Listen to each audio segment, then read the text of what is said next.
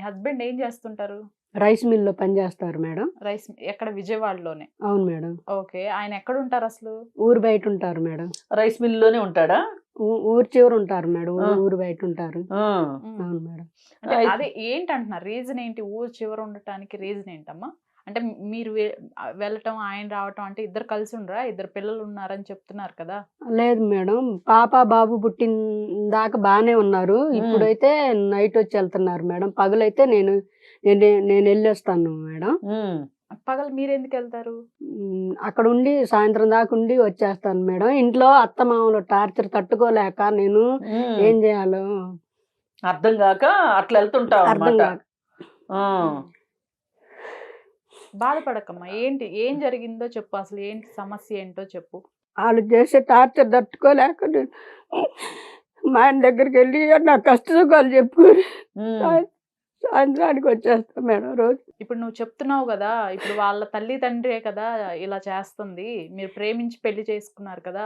మీ వారికి చెప్పినప్పుడు ఆయన స్పందన ఏంటి? ఆయన ఏం అనట్లేదా? ఏం మాట్లాడట్లేదా? ఆళ్ళేమంటారు మేడం చేసుకునేటప్పుడే కట్నం ఒక రూపాయి కూడా తీసుకురాకపోయినా ఓకే అని వాళ్ళు ఒప్పుకున్నారు. ఇప్పుడేమో గొడవ చేస్తున్నారన్నా గానీ ఆయన ఏం మాట్లాడలేకపోతున్నారు మేడం. నాకు హ్మ్. న్యాయం జరగాలని జెప్పేసి నేను మీ దగ్గరకొచ్చాను మేడం. అమ్మ పుట్టింటాళ్ళున్నారా మీకు? లేరు మేడం. ఆ! మా అమ్మ నాన్న చచ్చిపోయి 25 సంవత్సరాలయింది మేడం. అయ్యో! నీ చిన్నప్పుడే చచ్చిపోయారన్నమాట. చిన్నప్పుడే ఎవరు చనిపోయారు. పెంచారమ్మా మరి? మా అక్కావిడ దగ్గర పెరిగాను మేడం. ఆ! చెప్పండి ప్రియాంక. నమస్తే మేడం. నమస్తే. యాక్చువల్‌గా 1 ఇయర్ బ్యాక్ మా అన్నయ్య చనిపోయాడండి. అయ్యో! అది చని అవునండి. చనిపోయారు. ఆ! సో, ఆ చనిపోయిన దగ్గర నుంచి తను ఇంక అదొక రకమైన స్టేజ్‌లోకెళ్ళిపోవడం. హ్మ్. ఇంక మాతో ఎవరితో మాట్లాడేది కాదు. రాత్రి మీ అన్నయ్యొచ్చాడు. హ్మ్. అన్నం పెట్టు అనేది, హ్మ్. లేకపోతే ఆ కూరొండు, ఈ కూరొండు అనడం. హ్మ్. మేమనుకున్నాము సర్లే ఇంక మాకు గూడా చాలా బాధలో ఉన్నాం కానీ, మరీ తను షాక్‌లో ఉండిపోయిందిలే.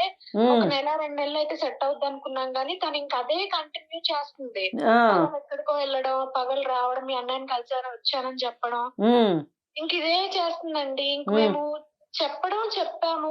హ్మ్. అంటే మా పెద్దల్లో కూర్చోబెట్టి మాట్లాడించాం గానీ, తను మారట్లేదు. హ్మ్. ఇంకొక రోజు ఉన్నట్టుండి మీ అన్నయ్య దగ్గరికెళ్ళొస్తానని చెప్తే, సర్లే ఇక్కడికే ఎళ్ళొస్తది కదా! సమాధి దగ్గరికెళ్ళొస్తది రోజు. ఆహా! అక్కడికెళ్ళొస్తది అని అనుకున్నాము. ఇంకా ఆ రోజు నుంచి మాకు మళ్ళీ కనిపించలేదు తను. మేము చాలా వెతికాము, కంప్లెయింట్ ఇచ్చాము. మేము అయ్యో! తనని ఏ రోజు గూడా హింసించలేదు, ఏమి చేయలేదండి.